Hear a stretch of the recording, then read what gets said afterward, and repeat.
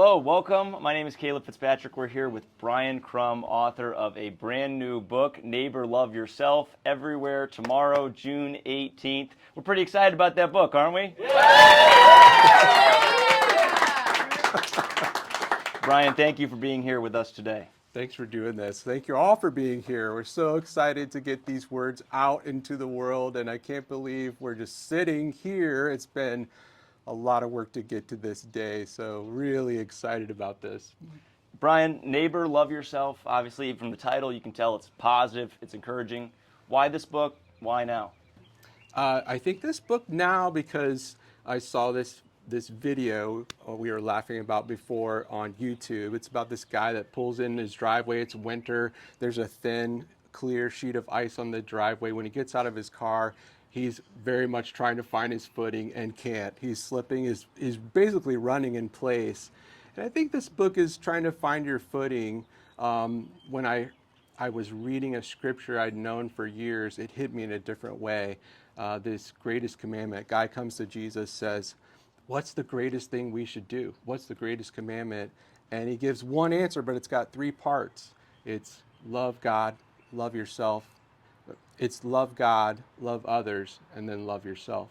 And I realized with that three-legged stool there, I didn't have a firm footing. I didn't have a firm seat because I did love God. I do love God. I do love others. I feel like I've done a good job of that to a degree, but I didn't love myself. And so I think a lot of us are in that boat, and you realize if you've only got two legs of that stool, you're kind of living life at half capacity.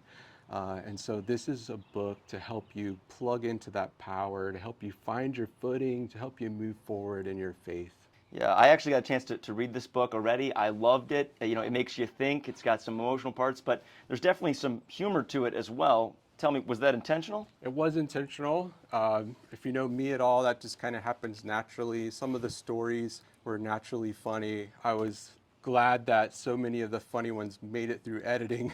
There's a few on the editing floor for sure. But I think humor has this way of disarming us. This book is not a deep dive into religion or, this deep dive into doctrine. This is just a book that's supposed to be a love story. I grew up reading the Bible, and in my youth, the Bible was right or wrong, and it became kind of this thing that you kind of beat people up with. And as I matured, I realized it's not that.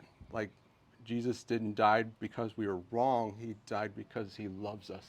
So when I read the Bible now, it's this love story, and the thing we're supposed to fall in love with is God's greatest creation, ourselves. And I don't know about you, but that's been a pain point for me. I haven't always loved myself. So That's awesome. That's inspiring. You mentioned the editing floor and the editing process. I imagine finding a publisher was, kind of a wild process. Tell me about what that was like for you. it was wild. We pitched the book to 13 different publishers. 12 of them resoundingly said, no way. And the theme in the no way was really interesting because they kept coming back saying, we can't sell a book to Christian people about loving yourself.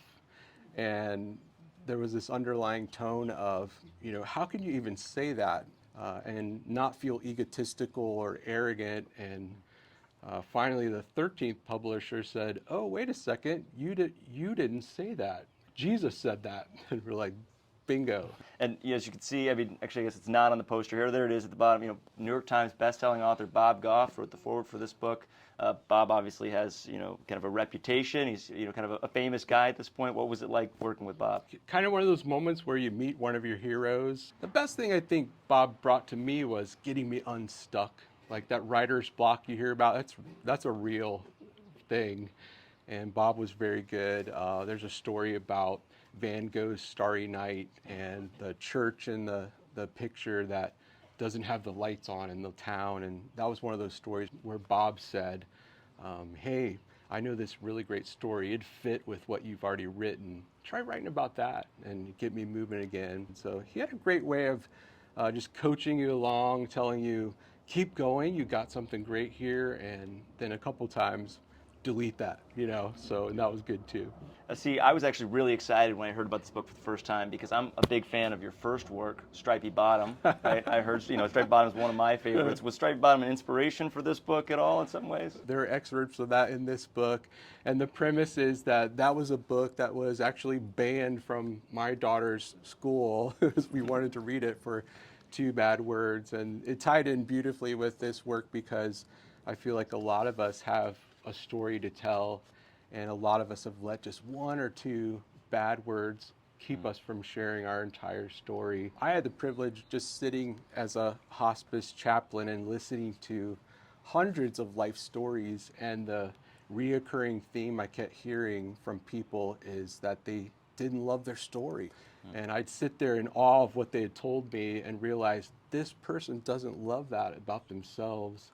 And I thought, what a shame, to watch all of this wisdom go untold and unsaid. So a lot of times in the book, it's not me talking, it's them. It's things I learned from them that I thought were worth sharing, things that I thought would help us fall in love with our story. I love that. That's so awesome, and that's kind of leads me to the next thing I wanted to ask you about. Kind of as we wrap up here, who was the audience for this book? Who were you trying to write to? When you're writing this, who were you thinking about? You may have heard I wrote this in a red recliner, just hours in this beat up old red recliner that sits in my office. It's the same chair that I rocked my daughter Casey to sleep in when she was very little. Probably has some of her spit up still on some of the armrests in some places. But I started off writing, sitting in that chair, thinking of those times, writing to her, because that's someone who immediately comes to my mind with who I love. I think it moved then on to my wife Maggie, because here's another person that I wanted to pour these good words into, that I saw. I love them. I want them to love themselves. And then it expanded out from there. In came the stories from the hospice patients I'd sat with for years. And I thought, let's give them a voice. They definitely have something to say to us. And then just to be honest, by the last chapter, I felt like I was writing to myself. I reached this place where I realized, growing up, I did not love myself, not the way Jesus intended. So, full circle. Yeah, that's awesome. That's really powerful stuff. You say in the book that you're not making any money from the proceeds. Where are the proceeds going? I want to make sure that we get, shout out the good cause that's behind this book as well. Yeah, we have this great nonprofit called Boomerang Ministry Corp, and as we started talking about a population we wanted to feel good and love themselves, we couldn't think of a better group than teens in the foster care system.